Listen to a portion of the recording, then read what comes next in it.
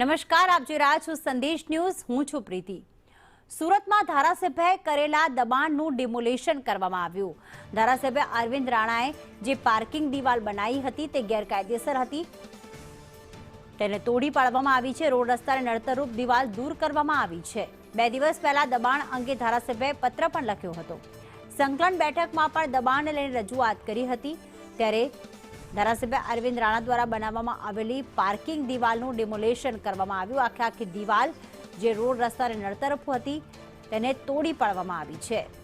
આજ દિન સુધી એસએમસીને દબાણ દેખાયું નહીં ને હવે ડિમોલેશનની કામગીરી કરી છે.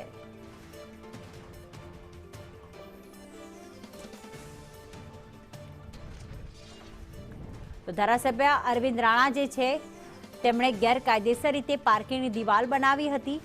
અત્યાર સુધી સુરત મ્યુનિસિપલ કોર્પોરેશને આ દિવાલ ન દેખાઈ, પરંતુ અન્ય ધારાસભ્યએ જ્યારે પત્ર લખ્યો ત્યારે દિવાલ ખબર પડી કે અહીંયા ગેરકાયદેસર રીતે ધારાસભ્ય દ્વારા દબાણ કરવામાં આવ્યું છે.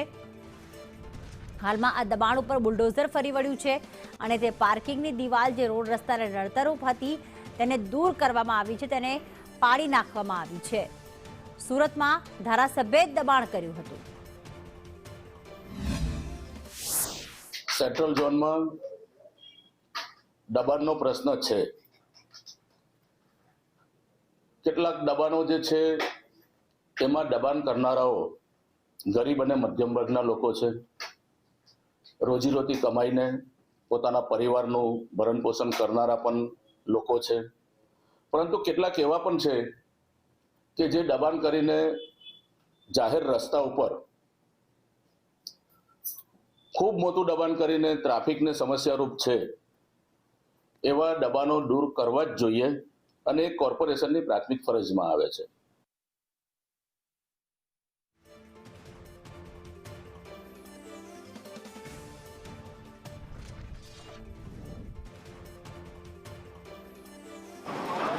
સુરતના પૂર્વના ધારાસભ્ય અરવિંદ રાણા દ્વારા બનાવવામાં આવેલા દિવાલનું ડિમોલેશન કરવામાં આવી રહ્યું છે.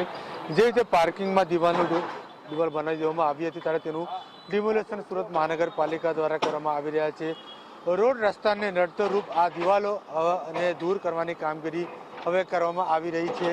ભારે હુપાવચ વચ્ચે ગત શનિવારે જ ઘણી એસએમસીમાં જે છે સંકલનની મિટિંગ મળી હતી, તેમાં પણ દબાણોને લઈને ખૂબ જ ચર્ચાનો વિષય બન્યો હતો. ત્યારે હવે આ દિવાલો અંતે તેને દૂર કરવામાં આવી રહ્યા છે.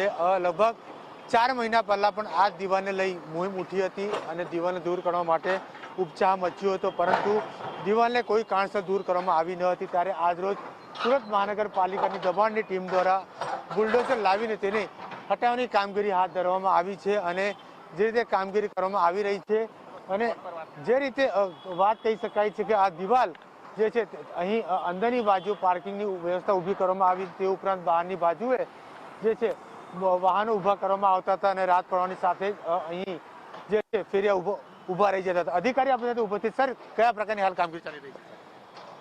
અત્યારે એવું છે કે આ રોડની વચ્ચે કોઈ પ્રાઇવેટ એના દ્વારા જે દબાણ કરવામાં આવેલું એને રોડને અત્યારે ફક્ત તો ખુલ્લો કરવાની કાર્યવાહી હાથ ધરવામાં આવેલી છે. સર, ઘણા સમયથી હતી અને આજે શા માટે? ના, કેટલા વખતથી ફરિયાદ હતી.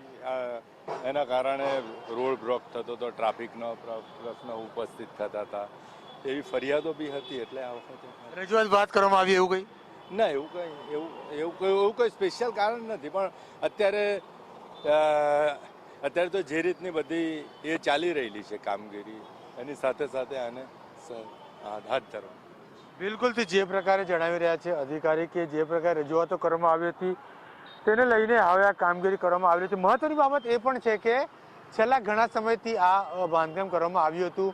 આજ દિન સુધી અધિકારીઓને જોવા ન મળ્યું, પરંતુ હવે શા માટે આ દબાણ દૂર કરવામાં આવી રહ્યો છે એ આ સૌથી મોટો પ્રશ્નાર્થ ચિહ્ન છે. કારણ કે અરવિંદ રાણા દ્વારા જે પ્રકારે રજૂઆતો કરવામાં આવી હતી, ગેરકાયદેસર બાંધકામો થઈ રહ્યા છે અને તેના પર બુલડોઝર પણ ચલાવવામાં આવી રહ્યું છે, પરંતુ ફરી પાછી તેની ઉપર ગેરકાયદેસર બાંધકામ કરી દેવામાં આવ્યા છે. પરંતુ હવે ફરી પાછી જે દિવાલો ઊભી કરવામાં આવી હતી, દિવાલોને કારણે એ જે છે કામગીરી ઉપર જે દબાણો કરવામાં આવે તેને હવે દૂર કરવાની કામગીરી એસએમસીના દબાણ ખાતા દ્વારા કરવામાં આવી રહી છે. કેમેરામેન ભૂષણ જ્યોતિ સાથે જયેન્દ્ર પાંડે, સંદેશ સુરત. તો ધારાસભ્ય અરવિંદ રાણા અમારી સાથે ફોન લાઈન પર જોડાઈ ગયા છે. અરવિંદભાઈ નમસ્કાર, સ્વાગત છે આપનું સંદેશ ન્યૂઝમાં. નમસ્તે. આપ નેતા થઈને જ કાયદો હાથમાં લઈ રહ્યા છો, તો પછી પ્રજાનું શું કહેવું? ગેરકાયદેસર દિવાલ આપે જ બનાવડાવી હતી? નહીં, એકચ્યુઅલી વાત એવી છે કે આ જે જગ્યા છે એ સુરત શહેર સેન્ટ્રલ ઝોનમાં કોટસફીલ રોડ ખાતે આવેલી એક ખાંચા પૈકીની જગ્યા છે અને એ ખાંચા પૈકીની જગ્યામાં વર્ષોથી ગંદકી થતી હતી અને અસામાજિક તત્વો રાત્રે એનો ગેરલાભ લઈને બધા ખોટા કામ ધંધા કરતા હતા અને સ્થાનિક લોકો, આજુબાજુના રહેવાસીઓને ખૂબ જ ન્યુસન્સ હતું અને આજુબાજુના લોકોએ ભેગા થઈને આ જગ્યાએ વારંવાર રજૂઆત કરતા હતા. ચૂંટાયેલા પ્રતિનિધિ તરીકે અમને પણ રજૂઆત કરતા હતા, અમે પણ તંત્રને એની રજૂઆત કરતા હતા, પરંતુ આનો કાયમી કોઈ નિકાલ આવતો નહીં હતો અને એ સંજોગોની અંદર સ્થાનિક લોકોએ ભેગા થઈને અહીંયા કોઈ દિવાલ જેવું બાંધીને અહીંયા પાર્કિંગ થઈ શકે એવી વ્યવસ્થા એમને ઊભી કરેલી હતી અને કોર્પોરેશનના હિતમાં હતી અને સ્થાનિક લોકોને એ ગંદકી અને જે ન્યુસન્સ હતું એ દૂર થાય એટલા માટે આ જગ્યા ઉપર આ રીતની કામગીરી થઈ હતી. હવે જો ફરીથી કોર્પોરેશન એની જવાબદારી લે તો એમાં કોઈ સ્થાનિક લોકોને એમાં કશો વાંધો નહીં હોઈ શકે, કારણ કે મૂળ પ્રશ્ન છે ગંદકી નહીં થવી જોઈએ અને જે કંઈક રાત્રે આ જગ્યા પર આજુબાજુમાં બધી ઝુંપડપટ્ટીના લોકો અને આજુબાજુના રહેવાસીઓ આવીને જે ગેરકાયદેસર અને ખોટા કામ કરતા હોય એ બધું જો અટકાવી શકતા હોય તો એમાં કશો સ્થાનિક લોકોને પ્રોબ્લેમ નથી. બિલકુલ, આભાર અરવિંદભાઈ, સંદેશ ન્યૂઝ સાથે વાત કરવા બદલ.